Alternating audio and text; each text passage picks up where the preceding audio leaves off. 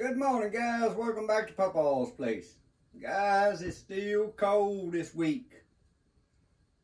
And I just got out here in the shop and started doing me some what I call wintertime projects. Some stuff I've been wanting to build. So just let me show y'all what I had going on this week. And what I've got started and what I like finishing. Right up here on this shelf here, I'm building me a quail plucker. I've been wanting a quail plucker to pluck them quails, and them things are expensive. So I got to looking at what stuff I had laying around. Well, of course, I already had the bucket. See if I can get this out of here.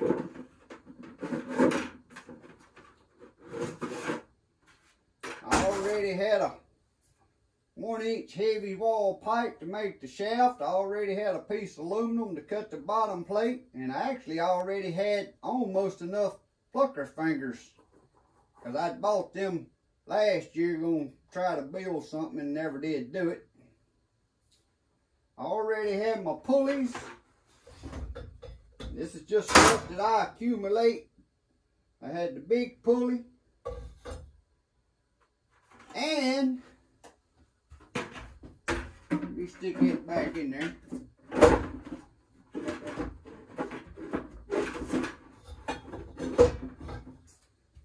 And I have a motor. This here's a motor off of a garage door opener. 1/2 horsepower.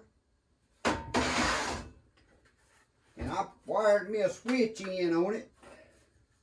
But what I'm waiting on a 1-inch pulley that I can put on this motor shaft. And I'm waiting on 2 pillow block bearings. Once I get them in, then I can finish that project. So out of this quail plucker, I'm going to have the price of the fingers. And the price of the 2 pillow blocks and the price of a 1-inch or 1.5 inch pulley. I can't remember which one I ordered. Whichever one I could get to fit this shaft. And I did have to get another pack of fingers to have enough to put fingers in the bucket. So I'm going to have about $70 into a plucker. And guys, these things sell. Of course, they don't look just like this one's going to look. But them things sell up there around $500. Anywhere from $350 to $700 according to which one you get. So that's something y'all be seeing later on. I ain't got no baby quails right now. They ain't laying no eggs. But once I start hatching eggs, I want to have this rigged up and ready to go. So the first time I harvest some quails, y'all gonna see a video on this Papaw's quail plucker. The other deal that I was rigging up, y'all know in my garden out there, I got drip irrigation. Well, I wanted a way that I can inject. You can use liquid fertilize, or what I'm wanting to do is make rabbit manure tea, and then I'll run it through a screen and pour it in this bucket. But to inject it into my drip irrigation. Well, they sell them easy flow tanks and stuff, and again, they high dollar. And I just don't like the fact that with me gonna be doing rabbit manure poop tea, that it might stop that thing up because it has a little disc and all that in it. So I got to doing research, and I seen this setup. You can buy this, I'm probably going to pronounce this wrong, Venturi Injector. And guys, these things are cheap. This one here is just this part is the injector.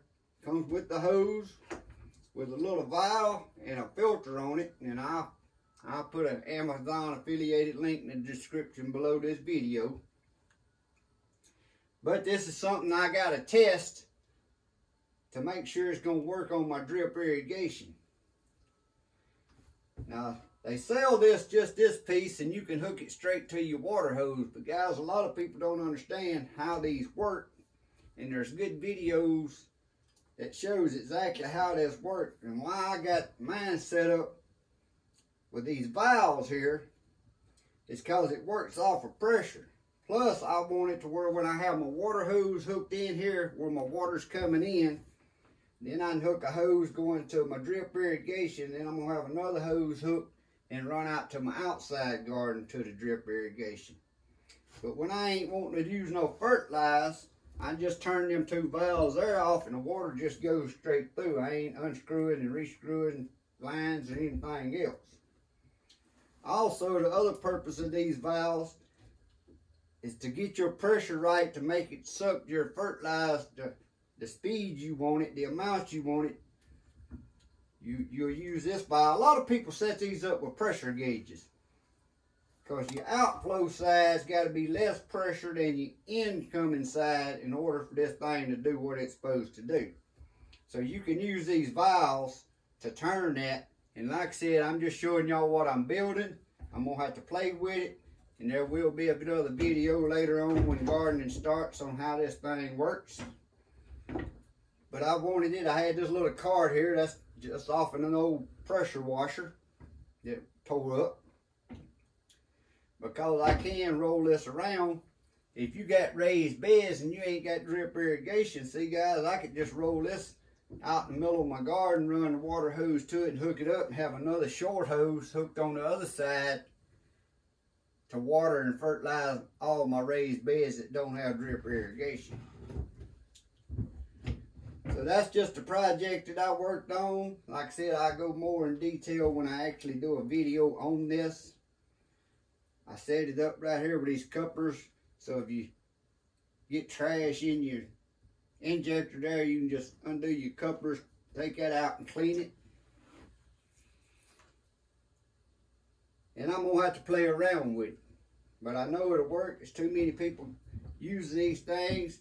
But it's also some bad reviews on them because people don't understand how they work and how to hook them up with these valves so you can actually get the benefits out of them and adjust your pressures and stuff. So I'm pretty confident that's going to work well. And I'm hoping my Quail plucker works well.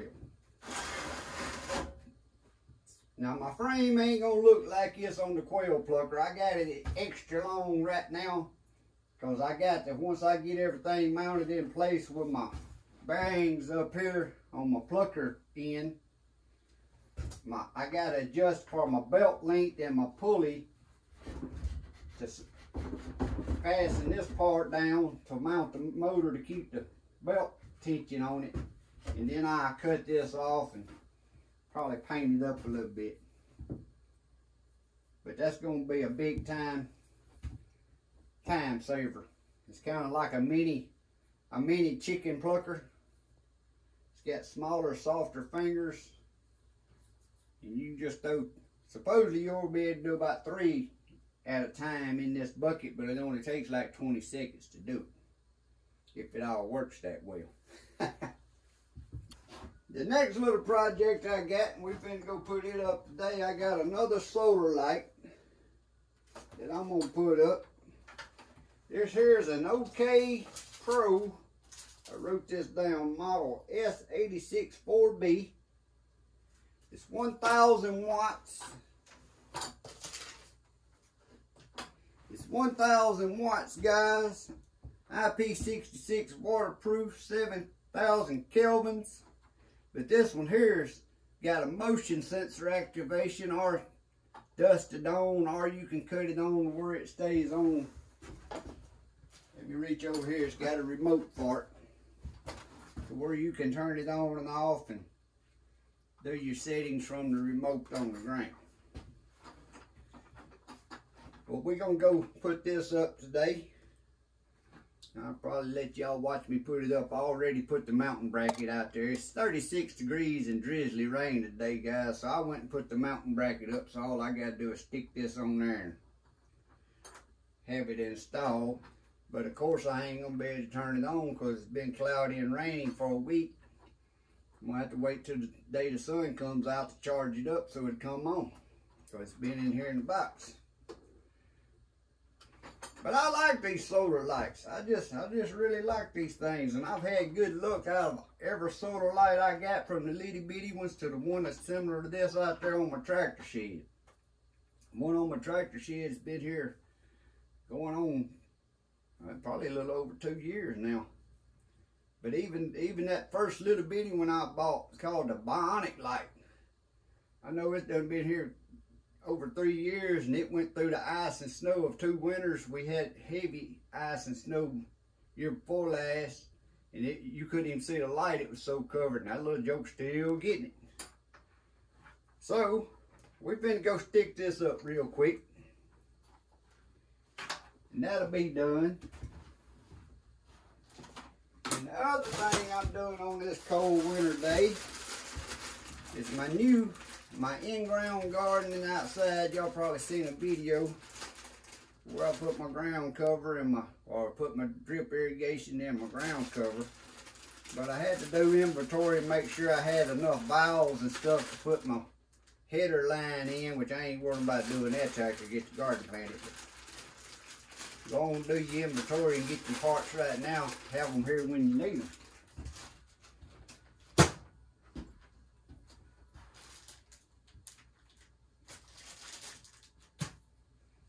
So let's take this light and go out there and stick it up real quick. But guys, what do y'all think about this? If any of y'all out there got one of these setups, put in the comments, let me know how it works, or if I got something done wrong here. Now I know the directions say down here on the injector piece here, the outlet side cannot be lower than the inlet side. Now I'm taking that as you couldn't stand it up like this. You couldn't stand it up like this because the water coming in, then it wouldn't have the pressure it needs holding against it. So I'm hoping it works at that angle, and I don't have to flip this over. Like I said,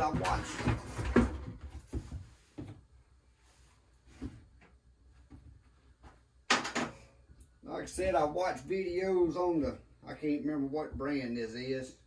I'll stick it in the screen here when I look at the paper, but I can't remember what brand it is, but they got a good video online a person can go watch on how this thing works.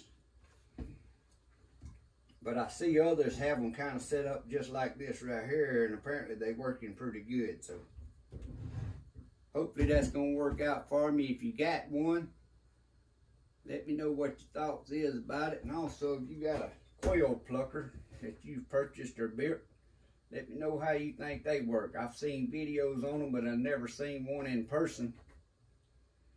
And I just think it'd just make cleaning them quail, all you can do is dip them in that 155-degree water, throw them in there, about 30 seconds they pluck clean. All you got to do is pull the internals out of them and go.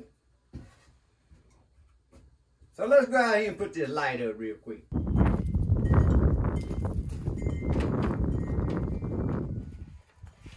Guys, that north wind is cold. Like I said, it's like 35 degrees and that wind's out of the north.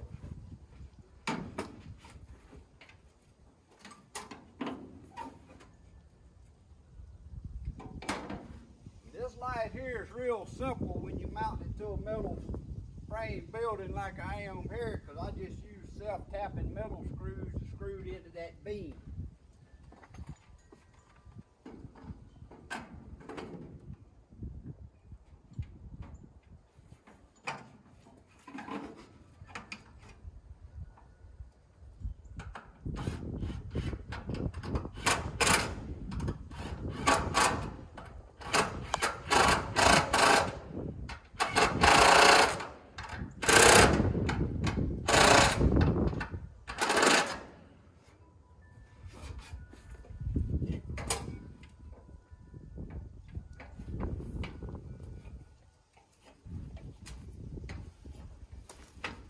Guys,